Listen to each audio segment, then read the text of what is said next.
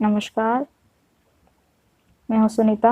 स्वागत है आप सभी का हमारे यूट्यूब चैनल सोना हिंदी स्टोरी में। तो आज की हमारी कहानी है सोमवती अमावस्या की कथा। चलिए शुरू करते हैं।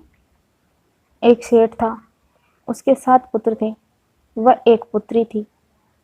एक महात्मा सेठ के घर भिक्षा मांगने आता था।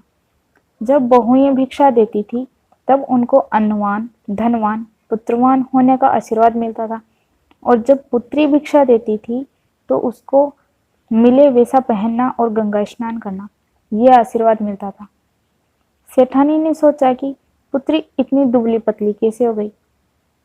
तो सेठानी ने पुत्री से पूछा कि पुत्री, कौन सा दुख है जो तू इतनी दुबली पतली हो गई। तब पुत्री ने कहा कि यहाँ पर जो महात्मा भिक्षा लेने आते हैं वे भाभी को तो अन्नवान, धनवान, पुत्रवान होने का आशीर्वाद देते हैं, और मुझे जैसा हो वैसा ही पहनना और गंगा स्नान करना ऐसा आशीर्वाद देते हैं। अगले दिन जब महात्मा भिक्षा लेने आए तो सेठानी ने पूछा कि महात्मा जी, आप मेरी बहुओं को तो अच्छा आशीर्वाद देते हैं और मेरी पुत्री को बुरा, ऐसा क्यों। तब महात्मा ने कहा कि आपकी पुत्री के भाग्य में सुहाग नहीं है, इसलिए ऐसा कहता हूँ। तब सेठानी ने कहा कि इसका कोई उपाय होगा। तो महात्मा ने कहा कि हाँ, उपाय है। 7 समुद्रों पार एक सोमा नाम की धोबिन रहती है, वही इसको सुहाग का आशीर्वाद दे सकती है। वहां जाकर 12 वर्ष तक उसके घर के कामकाज करो। सेठानी ने अपने सभी पुत्रों से पूछा तो सबने मना कर दिया। इस पर छोटा बेटा वहां जाने के लिए तैयार हो गया। दोनों भाई बहन वहां से रवाना हो गए। रास्ते में एक बरगद का वृक्ष और बावड़ी थी। दोनों भाई बहन वहां आकर विश्राम करने लगे। वहां पर एक उड़न पंख नाम का पक्षी का जोड़ा रहता था। वह रोजाना अंडे देते थे। वे दिन में दाना पानी की तलाश में बाहर चले जाते थे और पीछे से उनके अंडों को एक सर्प आकर खा जाता था। तब दोनों भाई बहन ने सर्प को अंडे खाते देखा तो उन्होंने सर्प को मार दिया। तब दोनों उड़न पंख पक्षियों ने आकर देखा तो कहा कि हमारे बच्चों को ये दोनों मनुष्य ही मारते हैं। तब उस लड़की ने कहा कि हमने तो तुम्हारे बच्चों को सर्प से बचाया है। सर्प को एक तरफ मरा हुआ देखकर उड़न पंख ने कहा कि तुमने हमारे बच्चों को बचाया है, इसलिए मैं तुम्हारी सहायता करना चाहता हूँ। तब उसके भाई ने कहा कि हमें 7 समुद्रों के पार सोमाधोबिन के पास जाना है। तब उस पक्षी ने उन दोनों को 7 समुद्रों पार पहुंचा दिया और कहा कि ये मेरा एक पंख अपने पास रख लो, और जब भी मेरी जरूरत हो इस पंख को धूप दे देना, मैं उसी समय उपस्थित हो जाऊंगा। ऐसा कहकर वह पक्षी वहां से चला गया। अब वह बहन रोजाना सोमाधोबिन के यहाँ काम करने जाती थी। वह सुबह जल्दी उठकर सोमाधोबिन के घर जाती और झाड़ू, पोछा, बर्तन, खाना बनाना इत्यादि कार्य करती और सोमाधोबिन के उठने से पहले घर वापस आ जाती थी। ऐसा करते करते 12 वर्ष व्यतीत हो गए। सोमाधोबिन के 7 पुत्र थे। तो एक दिन सोमाधोबिन ने कहा कि बहुओं, कुछ समय से तुम झगड़ा नहीं करती हो, क्या बात है।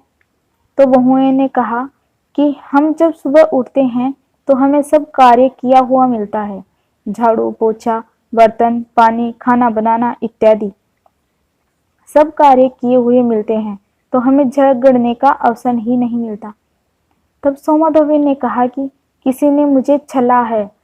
आज रात को मैं अपनी आंखों में मिर्ची डालकर सोऊंगी, जिससे मुझे पता तो चले कि इतना कार्य कौन करके जाता है। मिर्ची की वजह से सोमाधोबिन पूरी रात चिल्लाती रही, और जब सेठ की लड़की के आने का समय हुआ तो उसे नींद आ गई। दूसरे दिन उसने अपनी अंगुली काट ली और रात भर चिल्लाती रही। जब लड़की के आने का समय हुआ तो उसे फिर से नींद आ गई। लड़की ने सोचा कि इस तरह से तो मेरी बात नहीं हो सकती, इसलिए जाते समय लड़की ने सोमाधोबिन के पैर छुए। पैरों के हाथ लगते ही सोमाधोबिन की नींद उड़ गई और वह लड़की से कहने लगी कि कौन है तू, तूने मुझे छल लिया। तब लड़की ने कहा कि मैं 12 वर्षों से यहाँ पर कार्य कर रही हूँ, कृपा करके अब तुम मुझे सुहाग का वरदान दीजिए। तब सोमाधोबी ने कहा कि तुम अपने भाई के साथ घर जाओ और विवाह कार्य संपन्न करो। मैं फेरों के समय वहां पर आऊंगी। मेरे लिए एक सूत की कुकड़ी और कोरा करवा रखना। अब तुम जाओ। लड़की व उसका भाई वहां से उड़न पंख पक्षी की मदद से अपने घर वापस आ गए। विवाह के समय जब दूल्हा फेरों के लिए आया तो दूल्हे के पास कटारी थी। कटारी के ऊपर शेर बना हुआ था।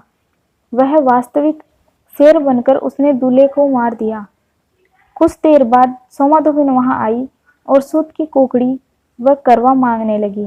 उसने उसमें कुएं से पानी मंगवाया तथा उस पानी से दूल्हे पर छींटे मारे तो दूल्हा उठ खड़ा हुआ।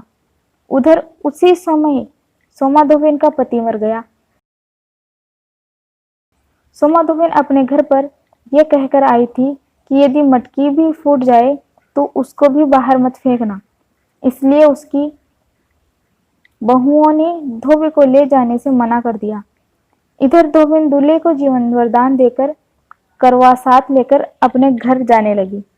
रास्ते में एक पंडित जी मिले तो उसने पूछा कि पंडित जी आज कौन सी तिथि है। तो उसने बताया कि आज सोमवती अमावस्या है। तब सोमा ने कहा कि पंडित जी मुझे सोमवती अमावस्या की कहानी सुना दो। तब उसने अपने पास रखी हुई करवा से टुकड़े किए और वो टुकड़े स्वर्ण के हो गए। सोमाधोबिन ने कहानी सुनी और कहा कि आज से पहले जितनी भी सोमवती अमावस्या का व्रत किया था उसका फल तो मैं उस दूल्हे को दे आई और रास्ते में जो सोमवती अमावस्या का व्रत किया उसका फल मेरे पति को मिले। ऐसा कहकर उसने संकल्प लिया। जब सोमाधोबिन अपने घर गई तो उसे अपना पति मरा हुआ मिला। तब सोमाधोबिन ने व्रत के प्रभाव से जल के छींटे दिए तो उसका पति फिर से जीवित हो उठा और वह पहले की तरह आनंद से रहने लगे। इसलिए सोमवती अमावस्या का व्रत करना चाहिए। पति की लंबी उम्र के लिए और घर में सुख संपदा आदि प्राप्त करने के लिए यह व्रत सभी को करना चाहिए। अगर ये वीडियो आपको पसंद आए तो लाइक करें, शेयर करें, सब्सक्राइब करें और साथ में बेल आइकन को प्रेस करें ताकि आने वाली वीडियो का नोटिफिकेशन आपको मिलता रहे। मिलते हैं अगले वीडियो में, तब तक के लिए नमस्कार।